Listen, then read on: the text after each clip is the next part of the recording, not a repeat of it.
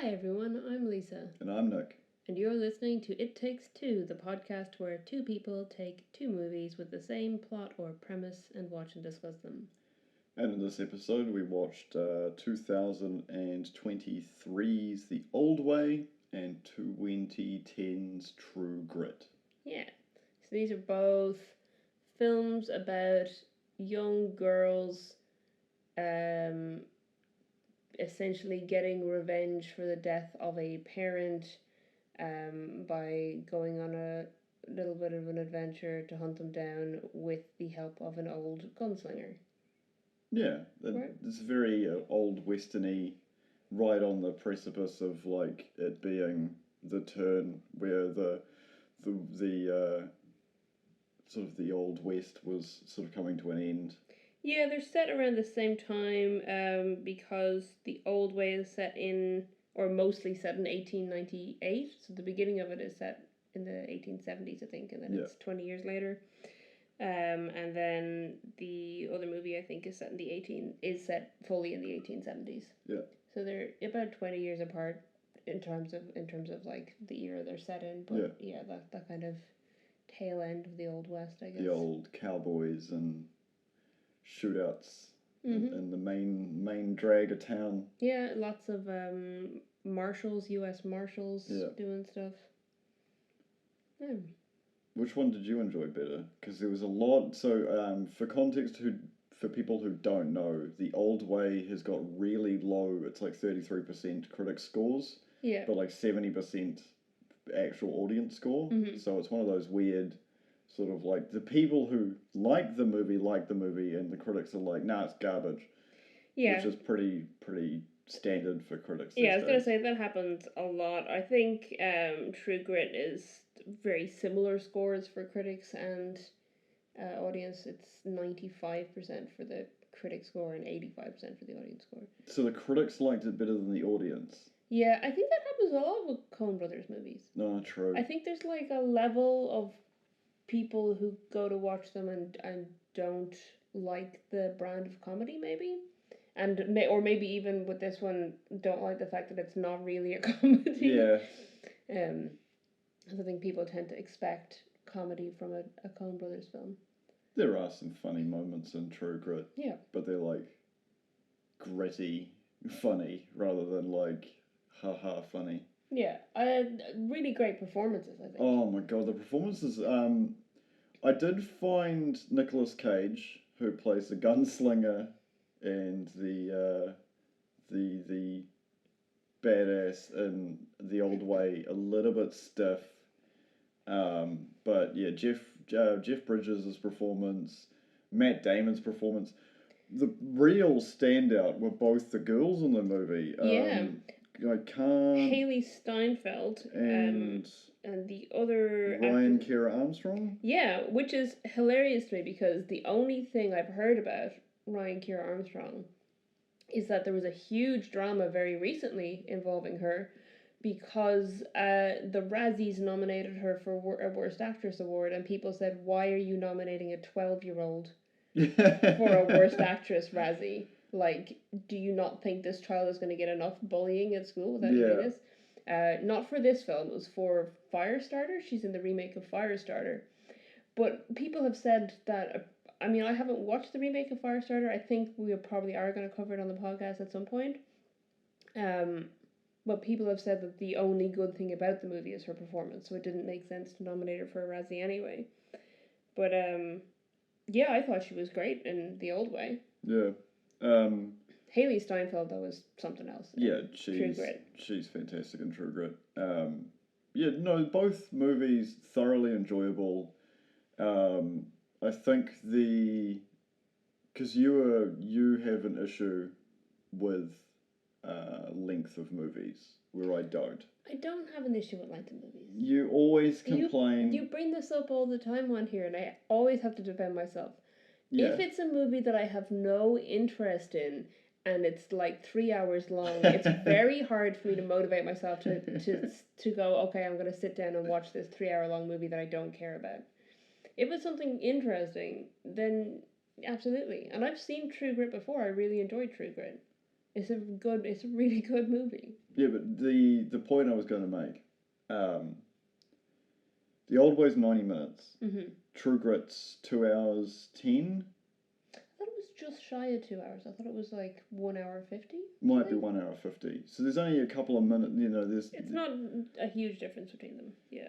The scope of True Grit feels bigger, if that makes sense. Absolutely. Yeah. Like 100%. I think it's either the cinematography in True Grit is fantastic. If you haven't seen True Grit, stop the podcast right now. Go rent it, pirate it. I don't care. Netflix, you've dug your own grave. The tricorder hats are coming back, folks. We'll be sailing the high seas of the Caribbean shortly. Or just buy it on DVD. Yeah, you can buy it on DVD. Support the Coen brothers. Yeah, true. They make good movies. They do. Yeah, I think the cinematography of True Grit makes the movie and the Old West feel larger, and it reminds me back of the old days. I wasn't a huge fan of the Clint Eastwood sort of gunslinger movies. Right. But the spaghetti westerns, huge fan of. The ones that are like really over the top, stupid. Clint Eastwood was in a bunch of spaghetti westerns. Yeah, I know, but like everyone remembers Clint Eastwood as being like it's quick as what's the movie called? The Good, Bad, Bad, and the Ugly. Yeah, that is a spaghetti western. Yeah, but they come off as like taking themselves very seriously. And I think Quick and the Dead, the movie I made you watch with Sharon Stone, DiCaprio's in it. That comes off. I think the standout character for me in that entire movie is Russell Crowe. Of being like this convicted man of God who's forced to go and join a quick draw contest, which is insane because despite what movies have taught us, all that shit was still illegal. You couldn't just shoot somebody on the street and be like, oh, well, I'm the badass of town. Like, no, you get arrested. You go to jail. I think The Old Way actually really touches on that. Yeah, it really does. Because there's a whole thing of, like, the beginning of the movie, which is set in the 1870s, when Nick Cage's character, Colton Briggs, was, like, a gunslinger and, like, well known for it. There's a whole scene where there's like a shootout and he kills a bunch of people, and then it's in the modern. What am I talking about? It's in the modern times. Like several in the like the now of the film, which is the 1898 is when it is. The story of The Old Way is that this guy who was formerly a gunslinger, his wife is killed while he is minding his daughter, because he walked his daughter to school, but the school teacher was sick, so he brought her to work with him, and they go home and find that his wife has been killed. And then him and the daughter decide to go back to the old way of gunslinging and go get their own revenge, and it's a nice little bonding film. But daddy-daughter time. Yeah, some daddy-daughter time. Taking revenge for your murdered mother. Yeah, I've seen people compare it to Leon as well, with the girl like learning to. Yeah, but I didn't really see that in it. Yeah, Leon's different for many reasons, but it's very interesting because the daughter, being the standout character in that movie,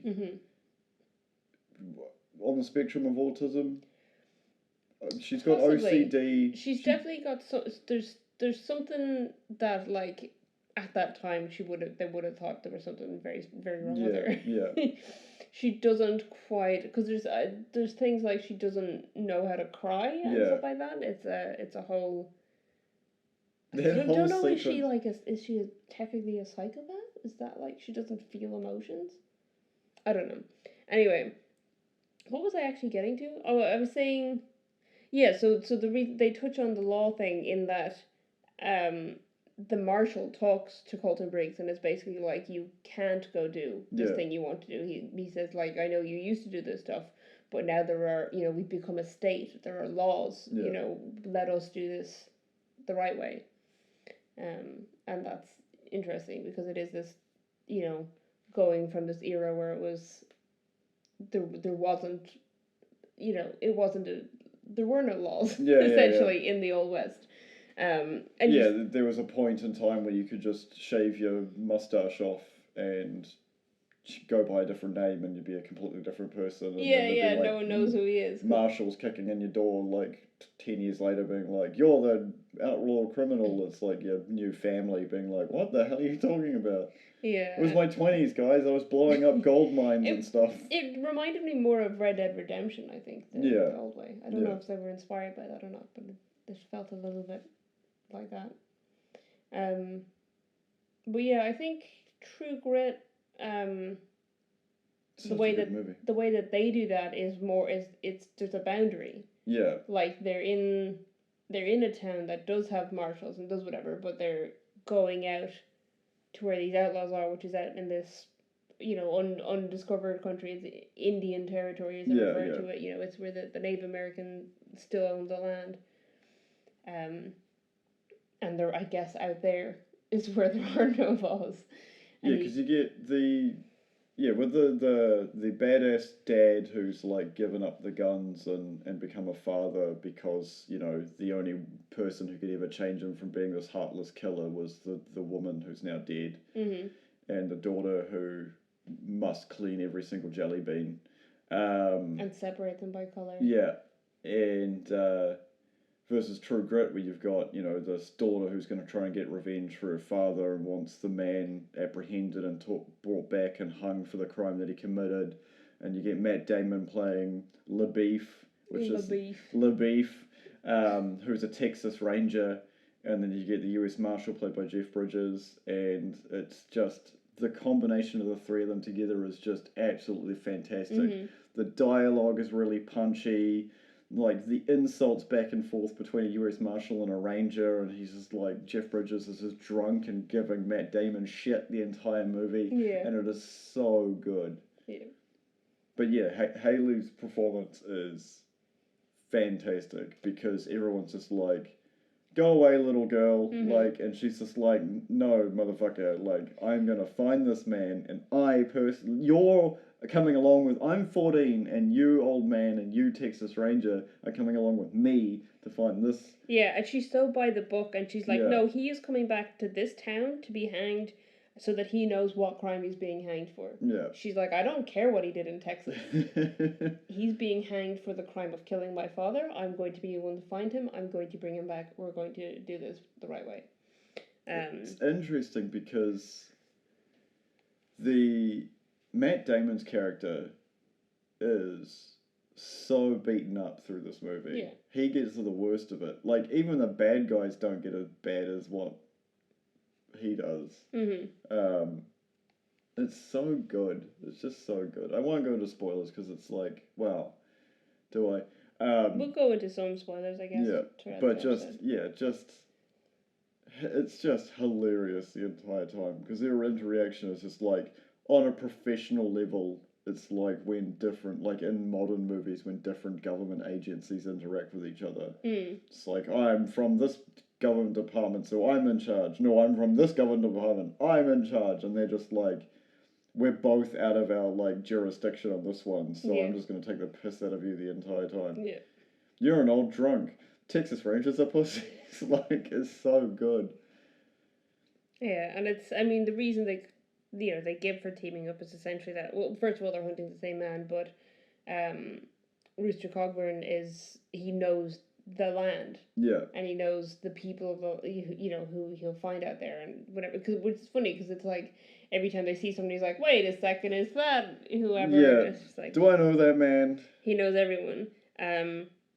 Whereas LaBeef has been hunting this guy for ages, and he's like, well, you need me with you because I know him. At which point I think Maddie Haley Steinfeld's character is like, well, you haven't caught him yet. So you obviously don't know him that well. It's funny because he brings up the character thereafter, Josh Brolin's character, is like this really smart guy who plays off as dumb, and then they finally meet each other. And he's so stupid. And it's such a short performance by Josh, but like his performance doesn't stand out as being overly fantastic Mhm. the first time you watch this movie, because you're like led up to this badass character that through everybody else's like small talk around the campfire or on the trail and stuff, then you end up meeting and he's just like kind of a bumbling idiot. Yeah. It's so funny, but also he's third build in the film, and Yeah. he literally only appears like 20 minutes before the end of the movie. He was in a lot before this. Mm. Wow, okay, so yeah, no, this was after No Country for Old Men, which is I think the first movie I ever remember him being in that stood oh, he's in Goonies. That's interesting. Yeah, he's in Goonies. You didn't know he was in Goonies? No, I just hadn't remembered. He was like the teenage brother. Yeah. But yeah, no. Yeah, he's been acting a long time. Yeah. Haley Steinfeld, this was her first theatrical film. Which is good, because her career's working out reasonably well at the moment. Yeah, well, I mean, she's legacy now in MCU. So yeah, true. She's going to get her own movies, probably. Yeah, true. There's been a lot of controversy, because you mentioned it. Yeah, I think it's, like, it's bizarre. So, Haley Steinfeld is multiracial. I have, hang on, because it was in IMDb notes for this, because people like to shit on people who are multiracial for some reason. So it says including, so I guess she's got more background than this, but Ashkenazi Jewish, Filipino, and African American background. And people didn't want her in this movie in True Grit because she's playing a white character. Yeah. Then she's not white. Then they were like, she can't play a white character. But when she was cast as Kate Bishop in Hawkeye, people were like, well, Kate Bishop is clearly Asian or mixed race Asian, so you can't have Haley Steinfeld playing her because she's white. And it's like, what do you mean she's white? She's like half Filipino. Yeah. She's like, she's distinctly not white. She, most of her heritage is not white. Yeah. I think like she's like 1/8 Caucasian or something, like 1/8 European descent. It's bizarre to me. Like, I can understand when people have a pre-existing notion of what a character's supposed to look like in the character's background, and, like, for an example, the big controversy with Cowboy Bebop's live-action, like, reimagining, I guess you'd call it, where you take pre-existing and beloved characters and change them in a way. And I can understand, like, when fans get backlash against the actors, like, because you're an actor, that's part of your job as being not part of your job is having both forms of criticism.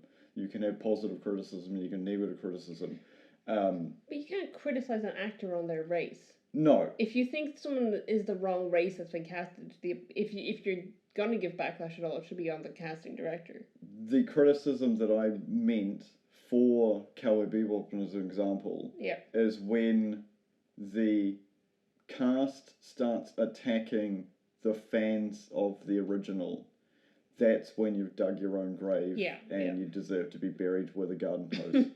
And it's having people bring race, because, like, to me, race is a social construct, because you have what ethnicity is Barack Obama? People will refer to him as African American. Mm-hmm. He's only a small percentage of African American, but you always look at whatever is the, unfortunately, darker genes that show through. Yeah, so people, I think it's because Haley Steinfeld has very pale skin. Yeah. Or, comparatively or whatever. Yeah. People are like, well, she's white. She's not white. Yeah. She doesn't have telltale Asian features, so therefore she's a white person. Yeah. Yeah. It's really strange. I mean, I guess in terms of True Grit, they're saying, it's a character who's it's a character from a book and from the previous adaptation of the film. Yeah. And saying, well, she wouldn't be a part Filipino character living in the Wild West. Yeah. I can see accuracy in that, but, like, she's a fantastic actress, Yeah. and she doesn't look out of place. She doesn't seem out of place. They don't like reference her heritage in the movie. You know, Yeah. it's not relevant. And also she's actually closer in age to the character than the actress who played the same character in the version in the 60s, because that actress was 21 playing her, whereas the character is 14 and Haley Steinfeld was 13 playing her. Nice. She also was. There were 15,000 girls who auditioned for the role. Dear God. 15,000. That would have been a long weekend for the casting director. Yep. And she was cast because out of all of the kids who auditioned, all 15,000 of them, she was the only one who was able to handle the script. Makes sense. And the sophistication of it, and the the way that her character speaks, and the emotions that, how she comes across as being older even though she's clearly a child.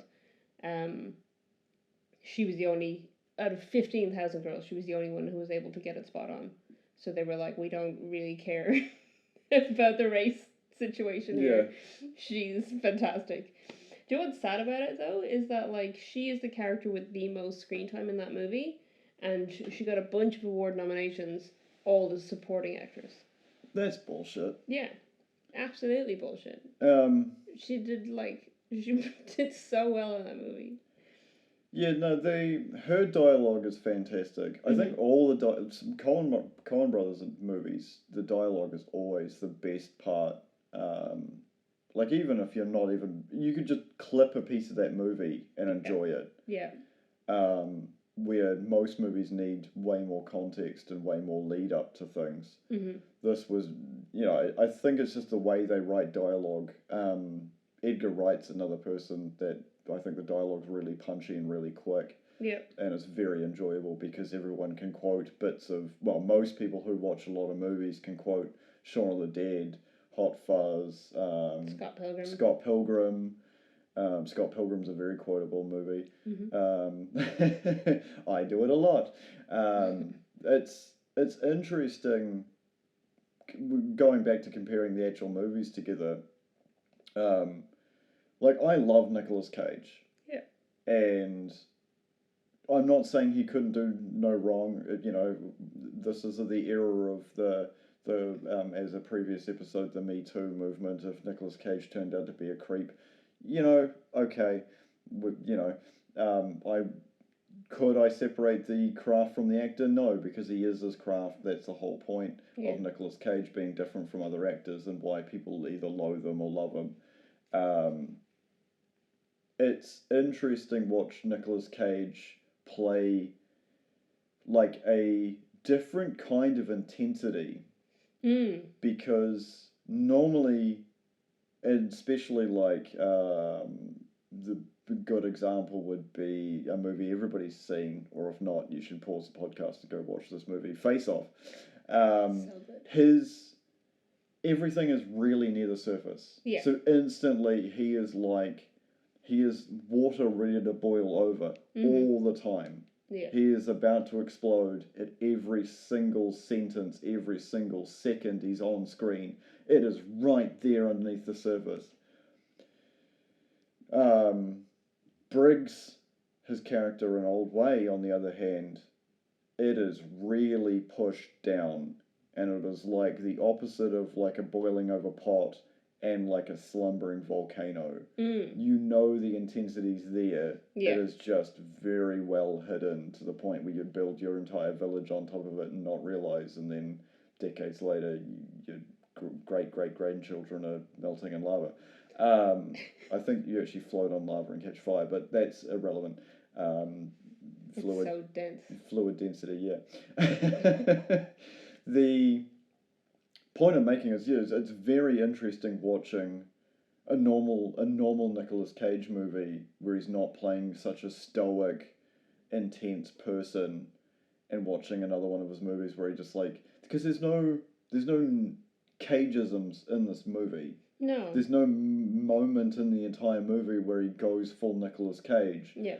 It is very, very intense, and he had Massive spoilers if you want to watch the old way. Stop now. The last sequence where he has to choose between him personally getting his revenge, or saving his daughter's life. Here is a man who only loved his mother. His wife. Yeah. Only loved his wife, her mother. His daughter at the same time. The fantastic sequence where he's like, stand there and cry, and you'll draw him in, and then we can take his horse. Yeah. And she's like, I don't know how to cry. And he's like, what do you mean you don't know how to cry? Like, remember when so and so buried their person? Like, just do that. And she's just like, where? My baby. And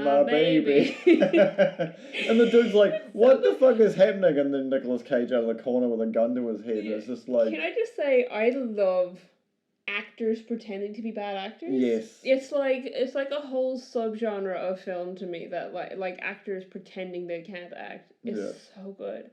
So like for me, like, that sequence was like, wow, she can act so well that she can pretend, like, she can switch off the acting to pretend she can't act. Yeah. So props to her for that, because I just thought that was so good. Anyway, continue what you were saying. Yeah, that whole... There's no cageisms. And the everybody else is just sort of like in the real world, and the two of them together, the father and the daughter, are sort of in this like sub-reality, and it is so fascinating to watch as an audience member, because stuff is just happening to them, and they're just continuing on like it's nothing. So again, spoilers. When the group get attacked.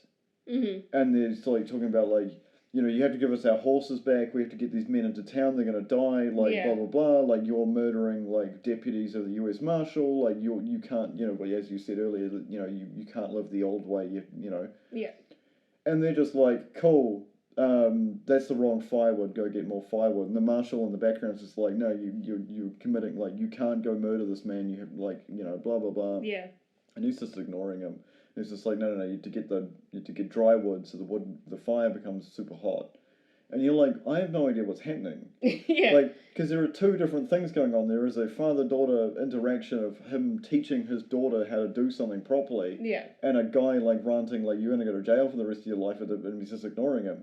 And it turns out what they're doing is building a fire so they can cauterize the gun wounds. Yeah. So they can just take the horses and not feel guilty that they're going to kill people. Yeah. Because it's not, they're so laser focused on their task. And he teaches the daughter how to remove a bullet, and how to cauterize a wound, and proper life skills. Yeah. From her dad, so it's cool because I think she seems to be not very interested in what her life was before, and suddenly she's like, oh, I'm interested in this stuff. I like learning how to shoot a gun. I like learning how to perform surgery on a tied up U.S. Marshal. So it's interesting that like they've just switched off from what's going on, because they're like, this doesn't matter to us. What this guy is saying is irrelevant because we're not following those laws. We're doing things the old way. Yeah.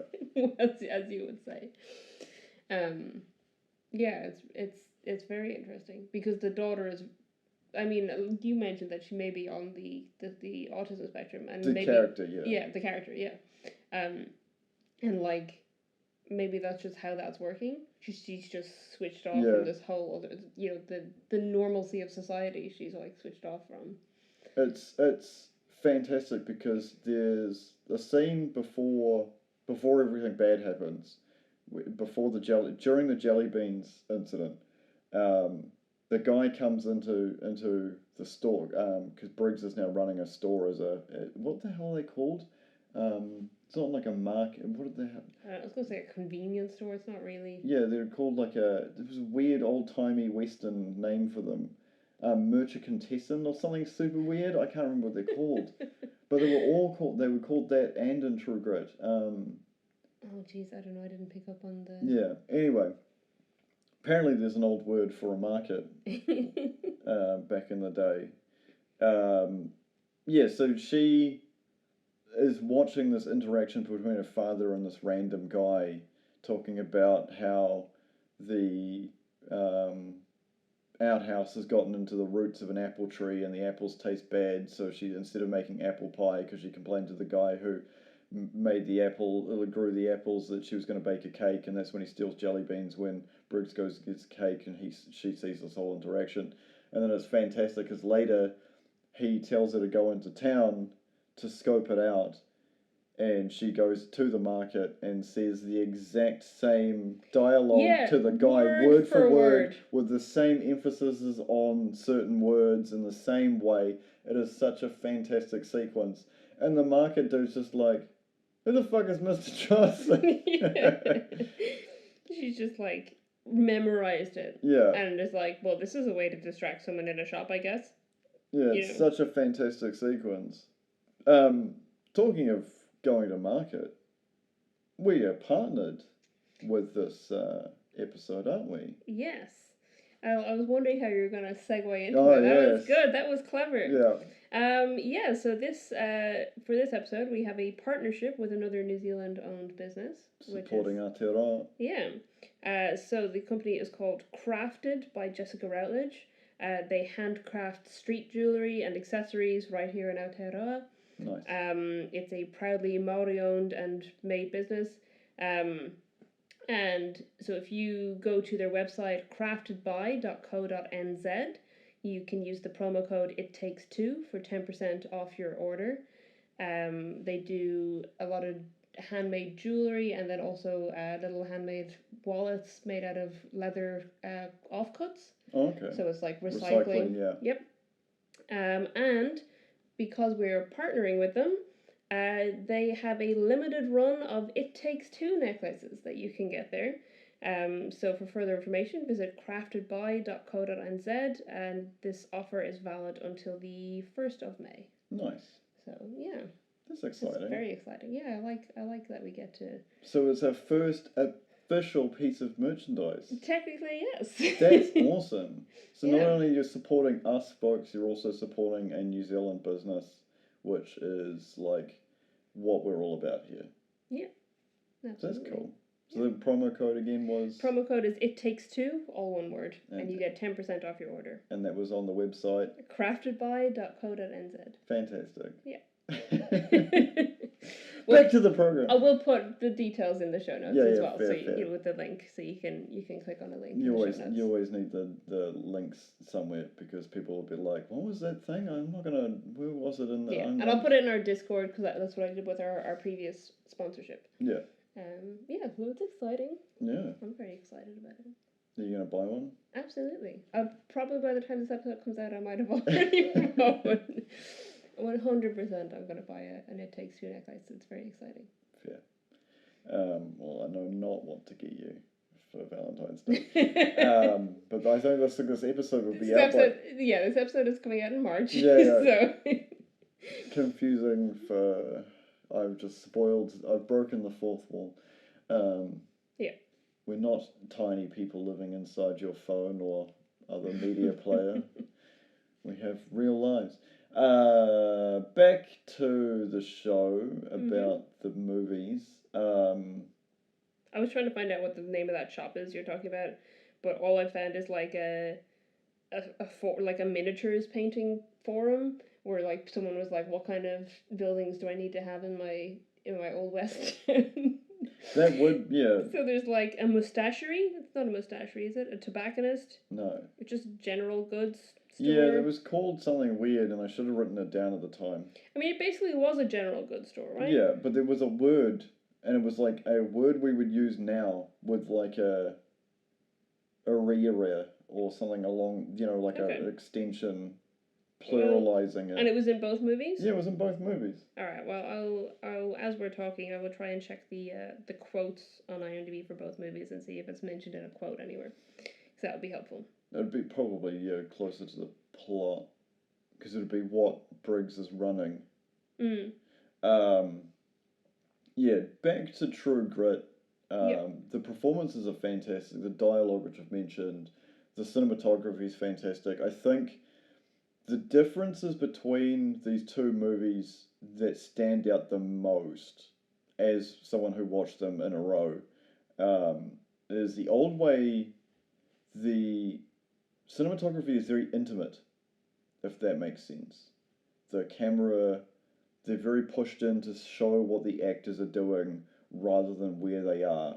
And I don't know if that was a directing, the cinematography choices, or like location choices. But True Grit is very, like, you feel like you're in the middle of nowhere most of that movie. I think it's locations. Yeah. I don't know. I'm not sure exactly where they filmed it, but like I think location-wise, they chose well for that kind of vast expanses and you know, out in the middle of nowhere, because they wanted it to be like wild country, like far out. It's probably somewhere in Arizona or somewhere that they filmed it. Talking of Arizona, you know who gets bleak filming locations really well? Who? Neil Breen. Oh no, my God, no. We don't need to talk about Neil Breen on this podcast. Please. I thought you were going to talk about the fact that Nick Cage was previously in a Coen Brothers movie. Yeah. Called Raising Arizona. Yeah. You were like, oh, we're talking about a Coen Brothers movie and a Nick Cage movie. Yeah. And we've just mentioned Arizona. That would have been a bit of funniest, less. Yeah, you just like went off on a totally different thing. I don't know what the shop is called, because in the like plot line on Wikipedia for The Old Way, it just says he runs a general store. There is a word for it. It's going to drive me nuts. If you know what it is, join our Discord. Links will be in the show notes, and tell me. The wiki page for general stores has also known as general merchandise store, general dealer, village stop, country store, convenience store. None of those are right. It wasn't just called like a merchandiser, was it? I don't think it was called a merchandiser. I may be crazy. Yeah, I don't know. Anyway. It's probably not that relevant to what we're doing, but is it a trading post? No. It definitely had a weird name. Anyway. Moving on. You can start looking for it now. I just want to know. You want to know? It's going to bug you. It's going to bug me. It's going to bug me that I don't know what they called it. We'll just rewatch the movies. Yeah. Find out what they say. All right. What do we move on to next? What are we even talking about? This now. Barry Pepper, his performance. Did you like Barry Pepper's performance? Sure.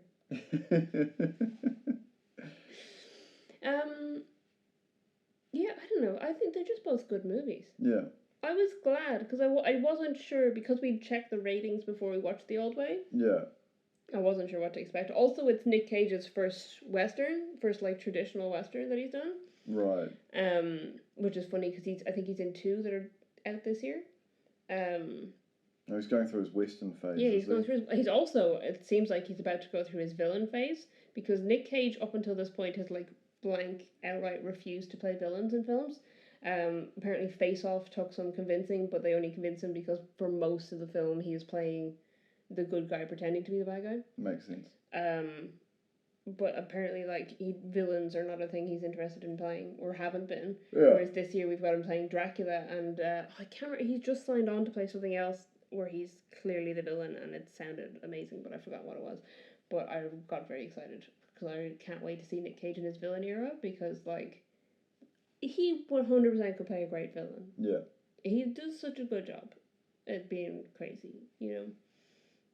But, like, in The Old Way, he's like, you know that his past is crazy, and he's not. He's very calm.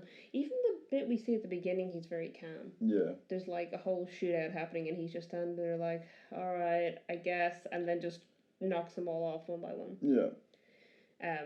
But I think his character is just supposed to be very ruthless as opposed to crazy. Yeah. Like, he just doesn't discriminate in who he kills. He's just like, well... Oh boy, here I go killing again.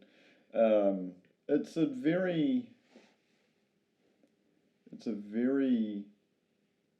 So I think you never watched Westworld, did you? No, I never watched Westworld. Westworld to me has ruined Westerns in a way. Not completely, just in a way where I just feel, because Westworld season 1, season 2 were fantastic.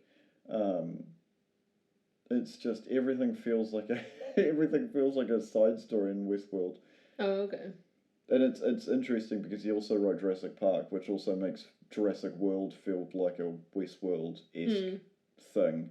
But that's a tangent for another day. Our boy Michael Crichton. Yeah. Yeah. I think my favorite Western still is probably Once Upon a Time in the West, which is a fantastic movie. If you haven't seen it, you should watch that. Yeah, I recommend it too. But these are both good. Yeah. I think True Grit is really good. I probably at some point down the line we're going to have to do a comparison of both True Grit movies. That's fine. This one isn't a remake. It's an adaptation of the book. Yeah. It's just a different adaptation of the book, because I know, like, I think it was when they brought Jeff Bridges on for the project, they said the first thing you need to do is forget about John Wayne's performance, because we're not remaking the John Wayne movie. Yeah. You know, we're it's also, Rooster Cogburn is one of the few movie characters to have had more than one actor nominated for an Oscar for playing the same role. Really? Yeah. I think most of the other ones that have happened have been real people, so like Queen Elizabeth or something like that, you know? Oh, okay. Whereas John Wayne won an Oscar for the 1969 True Grit, and Jeff Bridges was nominated but didn't win for the 2010 one. So it's interesting. And Haley Steinfeld was nominated for her performance in it. Again, like I said, for supporting actress, which sucks because should have been for best actress. She didn't win either way. Yeah. But it's interesting, really, because what do you determine from that point of view of, like, who is the main character? Is it just the person that's on the movie poster, or is it the person that has the most screen time? Is the person that the camera follows the most? Like, it's supposed to be. I thought, technically speaking, to be supporting actor, you have to have under a certain amount of screen time or under a certain amount of lines. Yeah. But she's the person with the most screen time in that movie. Yeah. I don't know if she has the most lines, but she is a talker. You know, like she's talking, and the performance is fantastic. I don't know, maybe it was just her age. They didn't want to nominate her for Best Actress as a 13-year-old. She's so good, though. Do you know off the top of your head who's the youngest person to win? Oh, to win? I don't know to win. I think nominated-wise for acting awards, Anna Paquin was for a long time, and then Quvenzhané Wallis was nominated when she was, I think, 6, is that right? Wow. I can check that out though. I did say off the top of your head. Yeah, I know, but I can check it out. So the youngest nominee. No, hang on. Well, really? Oh, okay. The youngest nominee for an acting category is actually Justin Henry for Kramer vs. Kramer. Apparently. I thought it was I could have sworn it was Anna Paquin. Maybe I'm thinking of just the actress category. Yeah, possibly. No, that's not what I meant to do. So, let's show me the oldest winners and nominees first. The youngest winner of Best Actress was Marlee Matlin for Children of the Lesser God. She was 21. I hate that they've separated these out so much. Yeah, that's super weird. Youngest winner of a Best Actor was Adrian Brody for The Pianist. He was 29. Wow. So it is a very ageist award. Youngest winner for Best Supporting Actor, Timothy Hutton in Ordinary People. He was 20. And let's look at Actress in a Supporting Role. The youngest winner was Tatum O'Neal for Paper Moon, 10 years old. Okay. And Anna Paquin was second youngest winner. She did win. She won Supporting Actress for The Piano. She was 11. Youngest nominee. I swear that youngest nominees was Quvenzhané Wallis. Tatum O'Neal was the youngest nominee for Supporting Actress. Was Quvenzhané Wallis nominated for Lead Actress? She was. The youngest ever nominee for Lead Actress was Quvenzhané Wallis for Beasts of the Wild. She was 9 when she was nominated. For some reason I thought she was younger than that, but she was 9 when she was nominated. I think she might have been 6 or 7 when the film was filmed, possibly. I remember watching that film. She's very good in it. If that's the beginning of your career, you're like screwed. Yeah. Well, that's The what's fir- happened with Haley Steinfeld. Yeah, true. She's never been nominated again. Yeah. But again, she's younger than we are. So, like, what age is Haley Steinfeld now? Still, like, early or mid-20s at this point? 26. So she's only 26. So at this point, she's still younger than the youngest winner of a acting or best actor award. Yeah. You know, for the Academy Awards. So, and I think she's got plenty of time to get nominated again. But she's in more commercial stuff now, I think, rather than. So. Yeah, there's a. I think as an actor who can't work in a normal 9 to 5 anymore, and you're not making up some bullshit job, like a lot of famous people do, when they're like, what was it the other day you said the person was a CEO of a modelling agency? What was that related to? Something weird. Doesn't matter. I know what it was, and now it's unrelated. And it's totally unrelated. That's why I'm not answering the question. Yeah, that's why you're giving me that face. But anyway,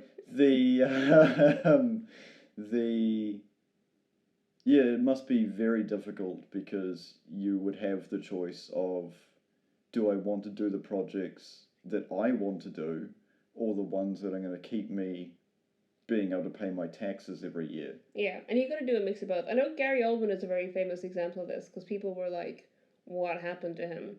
But he got blacklisted because of reasons. He got blacklisted because of political reasons, because of political opinions, and he was in a movie that was very political, and his character was someone whose political stance he agreed with, and then they edited the movie to make him seem like an idiot and a bad guy. Yeah. And he didn't like it, and then he got blacklisted from Hollywood.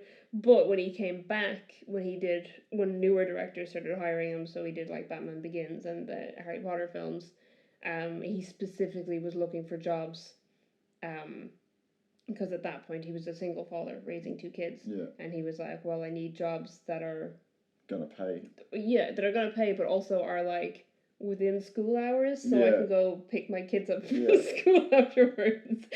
And I think so I think probably why he ended up on the Harry Potter films, possibly because that would have been films that were shot during the daytime, because most of the actors were kids. Yeah. I know they had problems with that in True Grit, actually, because of Haley Steinfeld's age, and a lot of the sequences needed to be night shots, but she wasn't allowed to be on set after a certain time. I think it was after midnight, but still, because they had so many night shots, they needed a lot of that. So there's like, I think in every shot where it's shot at nighttime in that film, if there's a shot where you're looking over her shoulder at someone else, it's not her. Because they just couldn't do it. They didn't have the time for scheduling to like extend out the turn up on set, and they're just like, the guy who's in charge of lighting is just like, yeah, sweet, we're dark enough now, go, all your lines now, go. yeah just in a row, we don't care, we'll edit it together. Because for child labor laws and stuff, they couldn't have a 13-year-old out working all hours of the night every night doing it's not the olden days where you could just make your actual actors lose their minds so you get a better performance out of them. Yeah, and she's not a twin, so they didn't have a second Haley Steinfeld there to do things. I mean, phenomenal job with it though, because you wouldn't know at any point that she's not there. Yeah. And she's on screen for the vast majority of the film. So I felt bad for Bruce Willis. Mm-hmm. And how he did like 6 movies in 1 year, and apparently he was only on set for like a couple of days because of his illness, and because he's now retired, and was just trying to like make enough money to survive off for the rest of his probably not the best experience of life, quality of life because of his illness, but those you could tell there was a difference between, I didn't notice Mm-hmm. But you could definitely tell in some of those movies, because I did watch, I think, 3 of the 6 he did in 1 year. Yeah. And one of them you can definitely tell, because a lot of the shots where his character is in the scene are just from behind with dialogue. Yeah. And it's like, he's the main character of this movie, and he gets the least screen time and the least lines. Like, yeah. I mean, sometimes that's just scheduling conflicts as well with things. So there are always ways to work around it, and there's always stunt a doubles, CGI size doubles, CGI mustache stand-ins. It's like that lovely bit in where the Malcolm in the Middle when it was moved to Netflix. And they suddenly, who is that man? It's suddenly in widescreen, and you're like, that's not Dewey, because in the original letterbox, it was just his shoulder. That's crazy. Yeah, I just think that's the funniest thing. So you want to move on to the rest of the trivia? Yeah, sure. Yeah, I think our overall takeaway is both these are good movies. Both of them are kind of led by a young female actress. Yep. And hopefully both those actresses go on to do great stuff. I think I've covered most of the trivia I had for True Grit. In terms of trivia for The Old Way, there isn't a whole lot. But it only came out in January, so... Yeah, but there is one very interesting bit of trivia for this. Oh no. Which I've taken down details of it from 2 different sources. Yeah, no, that's part of my genes. That's just annoying. I thought it was fluff. No. I'm a fluff picker, folks. If I see fluff, I pick it. So there's a very interesting bit of trivia that I've taken down from 2 sources so that I can kind of compile this info for you. So the film was filmed in October 2021. Yeah. There were some incidents with their armorer, to the point that several members of the crew complained about their armorer. They said that she wasn't handling firearms in a safe way. And there was an incident in which a weapon was discharged without warning, and Nick Cage walked off set and demanded that she be fired. Yeah. I can't find any details on whether she was fired or not, but that armorer's name is Hannah Gutierrez Reed, which might be a familiar name to you because the next film she worked on was Rust, which is the film where someone was shot dead by a weapon that she had handled.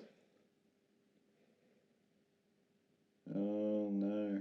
Yep, due to unsafe handling of firearms. So she worked on this movie, and multiple members of the crew put on complaints about her, and Nick Cage walked off set because she was unsafe. They got another job. Yeah. Like, for the folks who don't know, so an armorer's job is because you're dealing with actors. Most of them are very pretty, but they're not exactly most people aren't firearms experts. Yeah.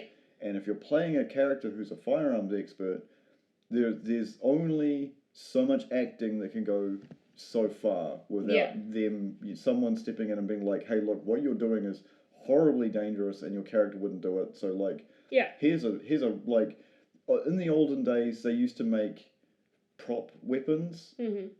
And then there was the actual firing weapon, but obviously due to production costs and the price of firearms going lower, and you can get a 3D printer these days and 3D print up some stuff and stick it to some Picatinny rails and make your AR-15 look like a space gun in about 3 days with some weathering and some little bit of touches with some LEDs and stuff. Mm-hmm. Adam Savage talks about it a lot. The point being that I'm trying to get to is without your armorer being competent on set, people can die. Mm-hmm. It happened to Brendan Lee. It obviously happened again with this big Baldwin controversy. Yep. The person who died, her name was Helena Hudgens. She was the director, correct? was she? I don't think she was director. Cinematography. Yeah, I think she was cinematographer. I think that's right. And I think the director was injured. Yeah, I think it was a pass-through shot like JFK. That's it's not something you want to skimp on, and I think that's where I'm not going to go into it in big detail because I don't have a horse in the race. I was going to say a horse in the fight, but horses don't fight. Well, they do in the wild. Anyway, I'm rambling. We'll get a horse fight going. Yeah, we'll get a horse fight going.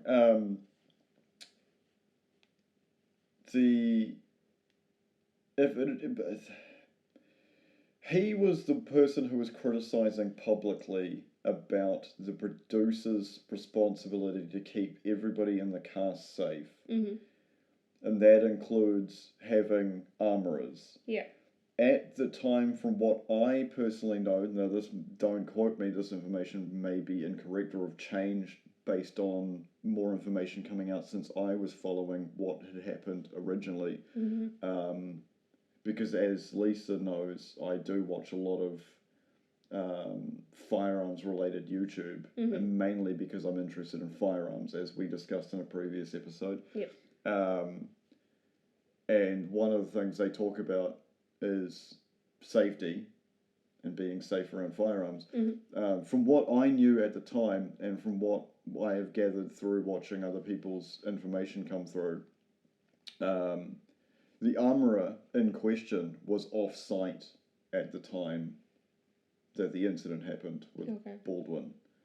So you kind of see where the finger gets pointed when you have a person who has outrightly spoken publicly about how it's the producer's responsibility to keep people safe. Yeah.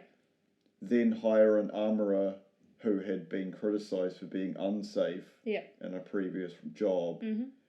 The armourer not even being on site. Yep. Baldwin being the producer. Mm-hmm. And being the one to discharge the weapon. And basically manslaughtering somebody. Mm-hmm. Yeah. Yeah, it's a really a horrible situation. But I was going to say complicated, but horrible. Yeah, the thing is that what most people in even my generation, any millennials who are listening, making movies back in the day, oh boy howdy. Mm-hmm. But that's why, every time something happened, there were rules put in place so it wouldn't happen again. There were, I can't remember what movie it was. It was I don't know if I think it was nominated for an Oscar, but I don't think it won.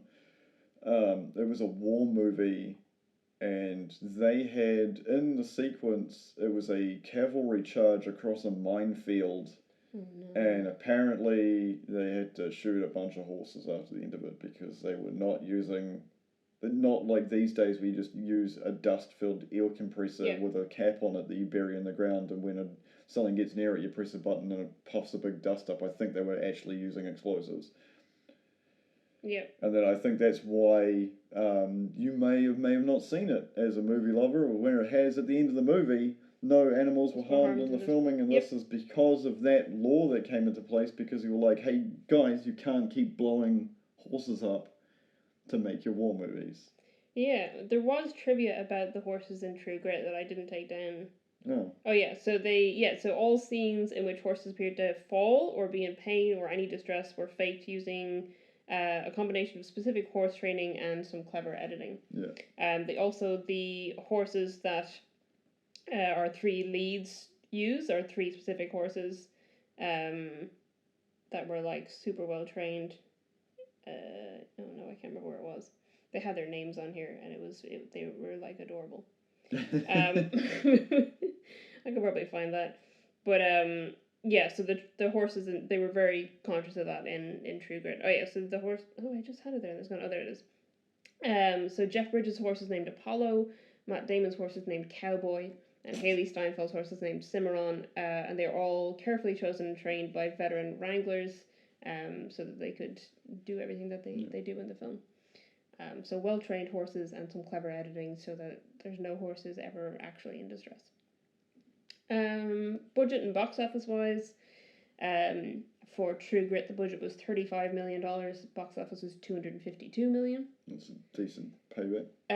For The Old Way, We don't know. it's like a mystery. I mean, at the moment, I think it's still in cinemas. By the time we're recording this, by the time it's released, it won't be. But I cannot find anything out about the budget at the moment.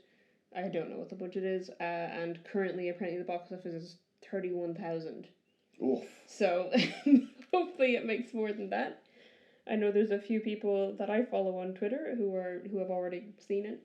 And I think also done podcast episodes on it. Yeah. That's probably because I follow multiple people who have separate Nick Cage podcasts. Yeah, so hopefully The Old Way gets more. I don't think it's going to reach True Grit numbers of box office. I don't think anyway, so. I think there's a lot of people who don't like Nicolas Cage still, even though he's a very good actor. And there's a lot of people who don't like westerns, because if you go through trends, there was a trends list recently that I had a look at about popularity of movie genres, and like westerns had a boom, and from then it's just tanked. Yeah, that is a bad stock to buy into. Mm. There's been obviously some standouts over the time, but most of it has just been all the way down the bottom. Where science fiction obviously is getting higher and higher. Yeah, even westerns that are really good in more recent years probably just haven't made the commercial success. Yeah. Like I think of what's the one that I really like? I've forgotten the name of it. Like literally as I went to say it, the name went out of my head. The one with Kurt Russell in it. No, I was going to say. Oh, Bone Tomahawk. Yeah, Bone Tomahawk. Bone Tomahawk. I was like, Such a good movie. Walk through the tombstones, and I'm like, that's Liam Neeson, it's also set in like the 90s. Bone Tomahawk is that's another. I think I specifically. This is probably why I actually liked both these movies. I tend to specifically like the genre of revenge western, which is in itself a whole genre. And I think Bone Tomahawk is a good example of a revenge western as well. So you're saying your favorite, horrific. Your favorite Quentin Tarantino movie is Kill Bill Volume 2? I haven't seen it. Oh, okay. But maybe it would be if I watched it. Okay. Alright, thank you for all who have joined us. Thank you for listening to us ramble on about cowboys.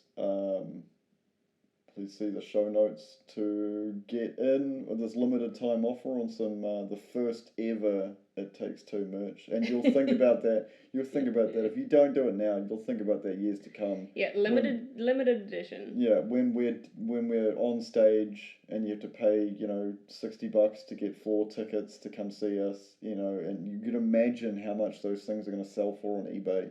You're also supporting New Zealand. You're supporting a indie company, unique company. Yep. Fully Maori owned business. Yep. Jessica Routledge. So it's crafted by Jessica Routledge at craftedby.co.nz, and you get that limited run It Takes Two necklace. And it's also 10% off any purchase. Yeah. With that promo code. It's very exciting. So you can go to their website to find out more about the partnership. You can find us on social media at ittakes2_pod on Twitter and Instagram, and It Takes Two Pod on Facebook, and our website is ittakes2.co.nz. Stay safe out there, folks, and we'll catch you next time. Goodbye.